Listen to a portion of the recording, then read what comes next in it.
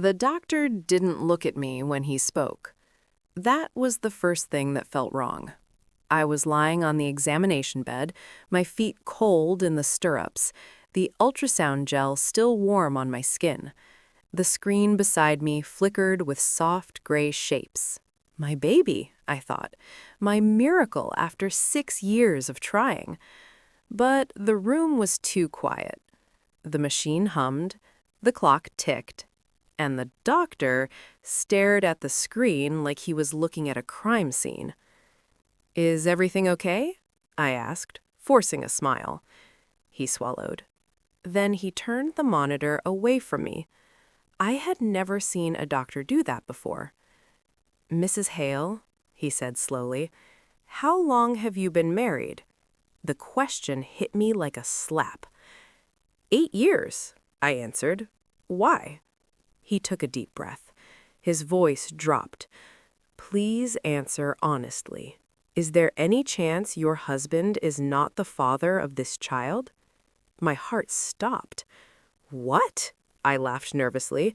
"No, of course not. Why would you—" He stood up suddenly, walked to the door, and locked it. That's when fear crept into my bones. He came back, lowered his voice even more, and said words that shattered my life. "You need to get a divorce immediately." I stared at him. "I'm sorry?" I said. "You're my doctor, not my lawyer." His hands were shaking. "I know this sounds insane, but if you stay married to that man, you and your baby are in danger." The room spun. "What are you talking about?" I whispered. He turned the screen back on and pointed. "This ultrasound," he said, "shows something that should be biologically impossible." I met Daniel when I was 24. He was charming in a quiet way, not loud, not flashy. He listened more than he spoke, and when he smiled, it felt like safety. We married fast, maybe too fast, but life felt simple back then. We tried for a baby almost immediately. 1 year passed, then 2, then 5. Doctors blamed stress, hormones, unexplained infertility. Daniel never complained, never pushed, never got angry. Too calm, maybe. When I finally saw 2 pink lines on the test, I cried so hard I couldn't breathe. Daniel hugged me, kissed my forehead, and said, "I knew it would happen when the time was right." Looking back now, that sentence chills me because it sounded less like hope and more like certainty. The doctor tapped the ultrasound screen. He asked, "Do you see this marker?" I squinted. "It just looks like shapes." He nodded. "To you, yes. To me, it's a genetic identifier." My stomach twisted. What does that mean? He hesitated, then said, "Your baby's DNA contains a hereditary anomaly that can only be passed down through one very specific bloodline." I blinked. "Okay, and?" "And that bloodline," he said carefully, "has been medically documented. There are only a few thousand men in the world who carry it." My mouth went dry. He turned to me fully now. "Your husband is one of them." A cold silence filled the room. "You're saying you tested Daniel?" I asked. "No," he said. "I tested you." I shook my head. "That doesn't make sense." He leaned closer. "This genetic marker is dominant. It overrides maternal DNA patterns in ways we rarely see. I only recognized it because I studied it during my residency, after a very bad case." "What kind of case?" I whispered. He didn't answer immediately. Then he said, "A woman who disappeared." My blood ran cold. "She was pregnant," he continued, "perfectly healthy, until her 3rd trimester." I swallowed. "What happened to her?" He looked me dead in the eyes. "Her husband was from the same bloodline." I felt dizzy. "You're scaring me," I said. "I'm trying to save you, because when men like your husband realize the pregnancy has progressed past a certain point, they don't allow it to continue." My hands flew to my stomach. "You're lying," I said. "Daniel would never hurt me." The doctor sighed, almost sadly. She said the same thing. That night, I watched Daniel sleep. I studied his face like a stranger's, the calm breathing, the relaxed jaw, the man I trusted more than anyone. Could this man be hiding something so monstrous? I told myself the doctor was overreacting, but then I noticed things I had ignored before. Daniel never went to doctor appointments with me. He avoided talking about the baby's future. He insisted we move closer to his family land outside the city. And the scariest part, he had already renovated the basement. 3 days later, I received an anonymous email. No subject line, just one sentence. "If you saw the ultrasound, it's already too late." And attached to it was a photo of my house, taken from inside. When I confronted Daniel, he didn't deny it. He smiled and said, "You were never supposed to find out this early." Daniel didn't raise his voice. That's what terrified me most. He sat at the kitchen table, fingers wrapped around his coffee mug, watching me like he was waiting for a storm to pass. I stood across from him, my phone clutched in my hand, the anonymous email still glowing on the screen. "Who took this photo?" I asked. He glanced at the phone once, just once. Then he smiled. "You're shaking," he said softly. "Sit down. You shouldn't stress the baby." My stomach turned. "You didn't answer me." He took a slow sip of coffee. "You're asking the wrong question." I felt my pulse in my ears. "Then what's the right one?" His eyes lifted to mine. "How much did the doctor tell you?" I froze. The room felt smaller suddenly, the walls closer, the air heavier. "You spoke to him," I said. Daniel tilted his head slightly. "Of course I did. He's your doctor." "No," I whispered. "He told me things you weren't supposed to know." Daniel set the mug down carefully, as if even a small noise might break something fragile. "He was irresponsible," Daniel said. "He saw something he didn't fully understand and let fear guide him." "You're lying," I said, though my voice betrayed me. He stood up.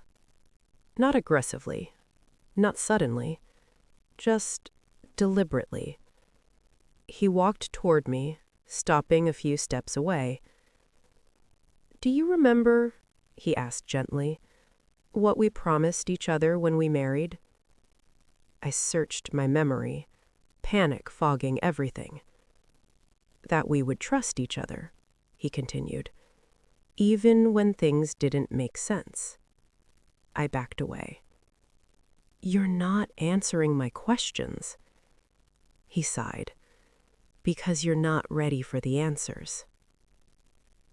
That night, I didn't sleep. Daniel did. He always did. I lay awake, staring at the ceiling, replaying the doctor's words again and again. A hereditary anomaly, a documented bloodline, a woman who disappeared. At play in the morning, I slipped out of bed. I didn't turn on any lights. I padded down the hallway, my heart pounding so loudly I was sure Daniel could hear it. I stopped at the basement door. The renovated basement. Daniel had insisted on a key padlock instead of a normal handle. "At least this way," he'd said, "we won't worry about break-ins." I stared at the keypad now. 4 digits. I tried his birthday. Denied. I tried our anniversary. Denied. My hands trembled as I stepped back. Why would a basement need this kind of security? I was turning away when I heard it. A faint hum. Not the furnace, not the refrigerator. Something. Electronic. Coming from below. The next morning, Daniel kissed my forehead before leaving for work. "I'll be late tonight," he said. "Don't wait up." I nodded, forcing a smile. The moment his car disappeared down the street, I grabbed my coat. I drove back to the clinic. The receptionist told me the doctor was unavailable. I insisted.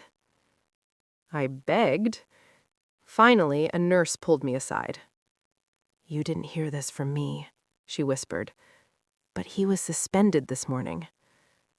My heart dropped. For what? She hesitated. Accessing restricted genetic databases without authorization. The room spun. "Where is he now?" She looked around nervously. "He left town." I drove home in a haze. Suspended? Left town? Just like the woman he'd mentioned. I barely made it through the front door before my phone buzzed. Unknown number. A text message. "Check the storage unit on Route 17, locker 309, before he gets home." My breath caught. Storage unit? Daniel had told me we didn't own one. The facility was quiet. Too quiet. I found locker 309 at the far end, away from the cameras. The lock was already cut. Inside were boxes. Medical files. Old hard drives. And photographs. So many photographs. Women. Pregnant women. Different ages, different faces, but all with the same distant look in their eyes. And all married to men who looked eerily similar to Daniel. Same jawline. Same eyes. Same calm expression. I dropped to my knees. At the bottom of the locker was a black folder. On the front, in neat handwriting, were the words, "Third Trimester Protocol." My hands shook as I opened it. Inside were charts, timelines, instructions, and one line underlined in red. Maternal survival not required after fetal viability. I screamed. I didn't hear Daniel come home. I didn't hear his footsteps. I only knew he was there when his voice spoke behind me. "You weren't supposed to find that." I turned. He was standing in the doorway, calm, disappointed, like a teacher correcting a child. "I trusted you," he said quietly. I backed away, clutching the folder to my chest. "What are you?" I cried. He looked at my stomach, then back at me. "I'm the reason this bloodline still exists." I don't remember dropping the folder. I only remember the sound it made when it hit the floor. Daniel didn't move to pick it up. He didn't rush toward me. He simply watched me, the way a scientist watches a reaction he already predicted. "You're shaking again," he said. "You really need to stop doing that." I backed into the kitchen counter, my hands instinctively covering my stomach. "Stay away from me." He nodded, almost respectfully, and took a step back. "I won't hurt you," he said. "Not yet." The words landed heavier than a threat. "What are you?" I whispered. Daniel exhaled slowly, as if he'd been carrying the truth for a very long time. "We're not monsters. That's what people always assume. Monsters don't plan. Monsters don't preserve." "Preserve what?" I cried. He gestured vaguely, as if the answer should be obvious. "Our lineage." I laughed, a broken, hysterical sound. "By killing women?" "By ensuring survival," he corrected calmly. "The women are vessels. You always were." Something inside me snapped. "I am not a vessel," I said through clenched teeth. "I'm your wife." Daniel's eyes softened. "That's why you were chosen." He told me everything. Not because he was cruel, but because he believed knowledge wouldn't change the outcome. His bloodline, he explained, carried a rare genetic structure, one that couldn't survive natural selection anymore. The children were born healthy, intelligent, stronger in ways doctors couldn't measure. But pregnancy triggered something, a hormonal shift that eventually endangered the mother. Your body starts rejecting the fetus, not immediately, slowly, quietly. I shook my head. "The doctor said the opposite." Daniel smiled faintly. "Doctors see symptoms, not causes." He explained the protocol. 3rd trimester extraction, controlled environment, child transferred to another woman, always family, paper trails erased, mother declared missing, dead, or unstable. "And the women who refuse?" I asked. Daniel didn't answer. He didn't have to. That night, he locked the basement door. Not to keep me out, to keep something safe inside. I lay awake, staring at the wall, my hands pressed to my stomach, trying to feel movement. The baby kicked. Strong. Alive. And suddenly, I understood something Daniel didn't expect. He believed intelligence lived in his blood, but he underestimated mine. The next morning, I played the role he wanted. I ate breakfast. I smiled. I apologized. "I panicked," I said softly. "I shouldn't have gone snooping." Daniel studied my face, searching for cracks. "I forgive you," he said after a moment. "Fear is natural." He left for work again, but this time I didn't stay home. I went to the public library. Not for books, for records. Marriage licenses, death certificates, missing persons. I searched names from the photographs, one by one. Patterns emerged.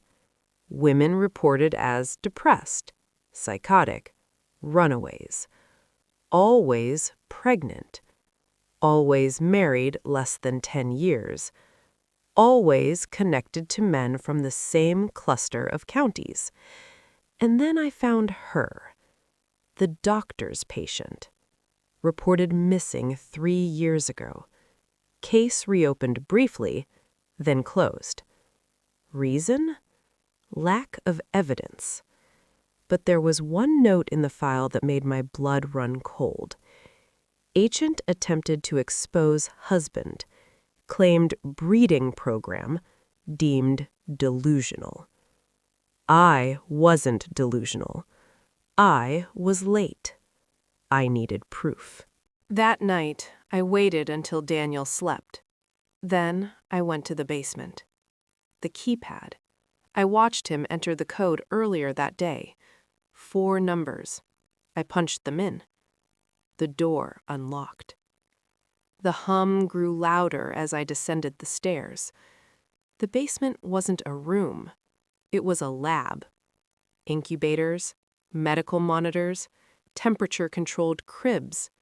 And in the center, a woman, alive, strapped to a bed, pregnant. Her eyes snapped open when she saw me. "Run!" she whispered hoarsely. "Before he comes back!" I rushed to her side. "Who are you?" "Number 12, she said. "That's what they call me now." My heart pounded. "I said the mothers don't survive." She laughed weakly. "Some of us do, when they need practice." Footsteps sounded above. Daniel was awake. The woman grabbed my wrist with surprising strength. "He doesn't know," she whispered urgently, "that you're different." "What do you mean?" "You weren't chosen by accident."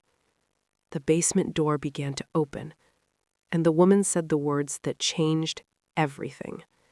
"You're carrying the first child who doesn't belong to him." I didn't look back when I ran. I don't remember climbing the stairs or slamming the basement door shut.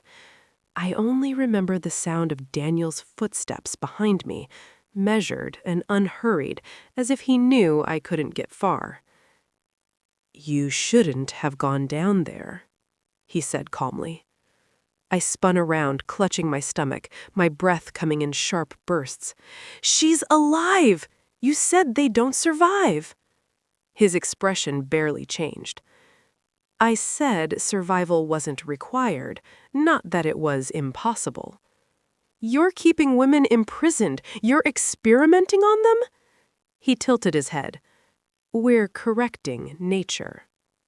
The word "we" echoed in my mind. "How many of you are there?" I demanded. "Enough. Always enough."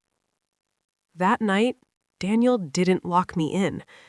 That was his mistake. He believed fear would immobilize me, but fear sharpened me. I lay awake, replaying the woman's words over and over.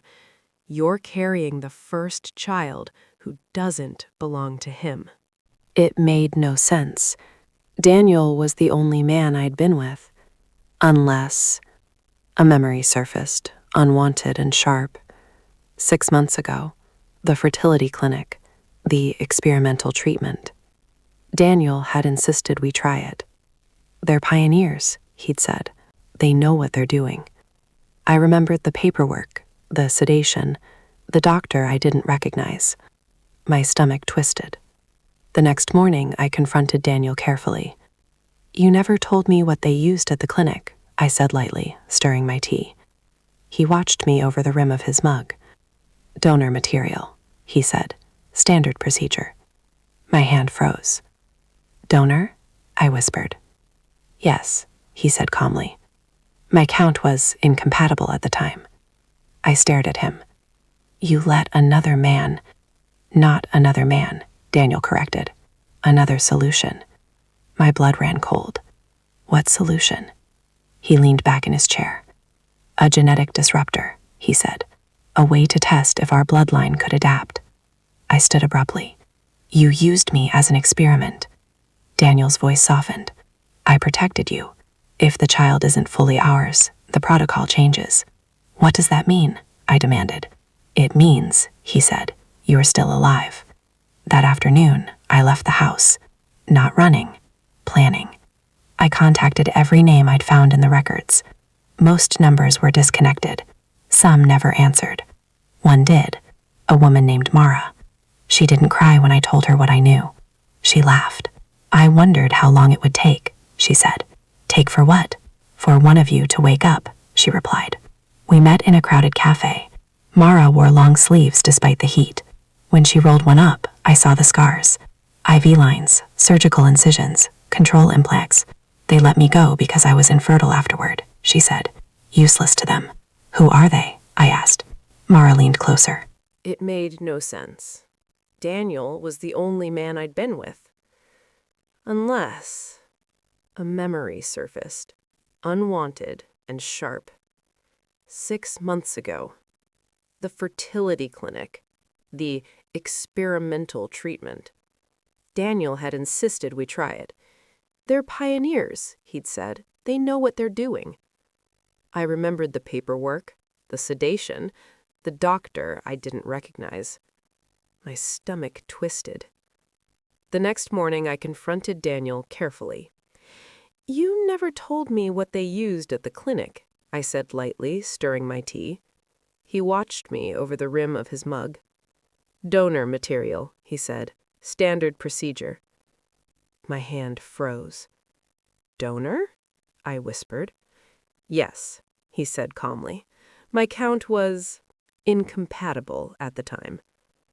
I stared at him. "You let another man—" "Not another man," Daniel corrected. "Another solution." My blood ran cold. "What solution?"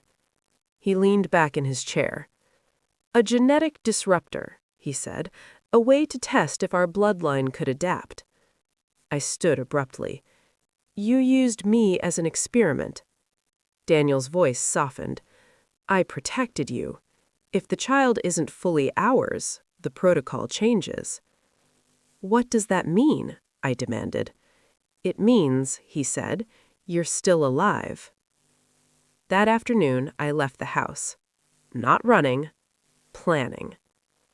I contacted every name I'd found in the records. Most numbers were disconnected. Some never answered. One did. A woman named Mara. She didn't cry when I told her what I knew. She laughed. "I wondered how long it would take." "Take for what?" "For one of you to wake up," she replied. We met in a crowded cafe. Mara wore long sleeves despite the heat. When she rolled one up, I saw the scars. IV lines, surgical incisions, control implants. They let me go because I was infertile afterward, useless to them. "Who are they?" I asked. Mara leaned closer. "Doctors, lawyers, men like your husband. It's not a family. It's a network." My hands trembled. "How do I stop him?" She smiled grimly. "You don't fight them," she said. "You document them." That night, Daniel noticed something had changed. "You're very quiet," he said as we lay in bed. "I'm tired," I replied. He placed a hand on my stomach. The baby kicked. Hard. Daniel stiffened. "That's unusual," he murmured. I swallowed. "What is?" "This level of strength," he said slowly. "This early." His hand lingered too long. Possessive. Calculating. I turned away. At 2 a.m, my phone buzzed. A message from Mara. "They know. They're moving the women tomorrow." My heart raced. Another message followed. "If you want to survive, you need to disappear before sunrise." I slid out of bed, heart pounding. I was halfway to the door when Daniel spoke behind me. "Going somewhere?" I turned. He was sitting up, smiling. "You really thought," he said softly, "that we wouldn't be watching you?" The house lights turned on all at once, and the basement door unlocked. I didn't scream. That surprised him. Daniel expected panic, tears, begging.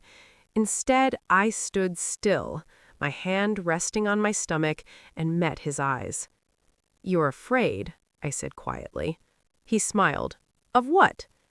"Of losing control." For the first time since I'd known him, his expression flickered.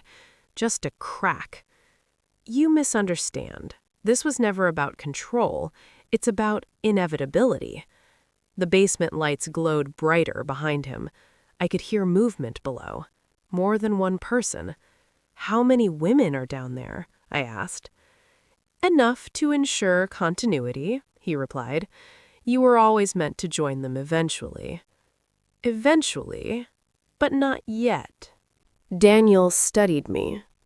You figured that out. The donor, I said. You didn't expect the pregnancy to progress this far. That's why you hesitated. His jaw tightened. You don't understand the consequences, he said. Oh, I do, I replied. You're losing your bloodline. Silence. Heavy. Charged. Daniel stepped toward me. Come back to bed, he said softly. We'll talk in the morning. I shook my head. No, I said. You'll lock me downstairs, or sedate me, or disappear me. He didn't deny it. That was all the answer I needed. I ran. Not toward the door, toward the kitchen. I grabbed the knife from the counter, not to attack, but to cut. The pain was sharp and blinding as I sliced my palm and slammed it against the keypad panel near the basement door. Blood smeared across the surface. Daniel lunged. Too late. The alarm screamed. Red lights flashed. "What did you do?" he shouted. I backed away, clutching my bleeding hand. "Biometric trigger," I said through gritted teeth. "I saw it in the locker files. You keyed it to maternal distress." The house erupted in noise. Doors unlocked, locks disengaged, systems overriding. From the basement, screams erupted. Not pain. Hope. Women flooded up the stairs, disoriented, weak, but alive. Daniel spun toward them, rage finally cracking his calm. "Get back down there." No one listened. One woman collapsed. Another grabbed a chair and swung it at the monitors. Glass shattered. Sparks flew. Daniel turned back to me. "You've doomed them," he hissed. "They won't survive without oversight." "They weren't surviving with it," I said. Sirens wailed in the distance. Not police. Something else. Mara had warned me. "They clean their own messes," she'd said. Black vans screeched to a halt outside. Men in suits poured out. Daniel straightened. Relief washed over his face. "They're here," he said. "This ends now." "No," I replied. "It begins." One of the women grabbed my arm. "Come with us," she urged. "They'll kill you." I shook my head. "I'm not running anymore." The front door exploded inward. Men with guns entered. Not yelling, not panicking. Professional. One of them raised his weapon at me. "Step away from the asset," he ordered. Asset. That's what I was to them. Daniel stepped forward. "She's unstable. The fetus is compromised." I laughed. "You still think you control the narrative," I said. And then the front window shattered. Police. Real ones. Mara hadn't called just one department. She'd leaked everything. Files, photos, DNA records. To journalists, to federal agencies, to people who couldn't be bought. Chaos erupted. Daniel turned to me slowly. "You betrayed us." I met his eyes. "No," I said. "I evolved." As they dragged him away, he shouted one last thing. "You think this child is yours?" I placed both hands on my stomach. "I know it's not yours," I said. His scream echoed through the house as the cuffs snapped shut. Later, in the ambulance, a female officer leaned close. "You're safe now," she said. I nodded. But deep down, I knew the truth. This wasn't over, because the baby kicked again, stronger than ever. And for the first time, the monitor beeped in a way no one could explain. The hospital room smelled like antiseptic and rain. I lay there with wires on my chest and a monitor tracking a heartbeat that wasn't entirely mine. Nurses moved carefully around me, speaking in low voices, the way people do when they're standing near something fragile or dangerous. A doctor I didn't recognize stood at the foot of the bed, flipping through my chart. "You're very lucky," she said. I almost laughed. Lucky isn't the word I'd use. She hesitated. "Your pregnancy is unusual." Of course it was. The baby's development is advanced for the gestational age. Neurological markers, muscle response, cardiovascular strength. It's all ahead of schedule. I closed my eyes. Daniel noticed first. Not because he cared, but because he feared it. They kept me under protection. Federal agents outside the door, no visitors without clearance, no phone except a monitored one. Still, the messages came. Anonymous tips, leaked documents, women coming forward. The network unraveled faster than anyone expected. Clinics shut down, doctors arrested, law firms dissolved overnight. But not everyone was caught. Mara sat beside my bed one afternoon, her face pale. "They're scattering," she said. "The higher-ups always do." "What about the women?" I asked. "Some survived," she said quietly. "Some didn't." I stared at the ceiling, my hand resting over the steady rise and fall of my stomach. "Then we tell their stories," I said. Mara nodded. "That's why they're afraid of you." A week later, a geneticist arrived. Not assigned, requested. He was older, with tired eyes and a voice that carried the weight of too many secrets. "I reviewed your file," he said, "and the donor profile." My heart raced. "You know who it is?" He nodded slowly. "Yes," he said, "and he shouldn't exist." He explained carefully. Decades ago, a classified program attempted to stabilize rare genetic anomalies by introducing controlled mutations. The program failed. Or so they thought. One subject disappeared, a male infant. Your donor, the geneticist said, was engineered to disrupt dominant hereditary lines. I swallowed. "You mean to end them?" "To evolve them," he corrected, "but evolution doesn't always obey orders." I thought of Daniel, of his obsession with control. "Why me?" "Because you were healthy," he said, "and because your husband's bloodline needed a counterbalance." The room felt cold. "My child was never meant for him," I whispered. "No," the geneticist said, "your child was meant to end what he started." Daniel took a plea deal, names exchanged for leniency. He never asked to see me. That hurt more than I expected, not because I missed him, but because it proved I had never been more than a vessel to him. At sentencing, he looked at me once, not with love, with awe, as if I were something he could no longer understand. The day my labor began, the storm outside matched the chaos inside me. Hours passed. Then something changed. The monitors spiked. Doctors rushed in. The baby's heartbeat doubled. "This isn't possible," someone whispered. And then silence for half a second before a new rhythm emerged, stronger, independent.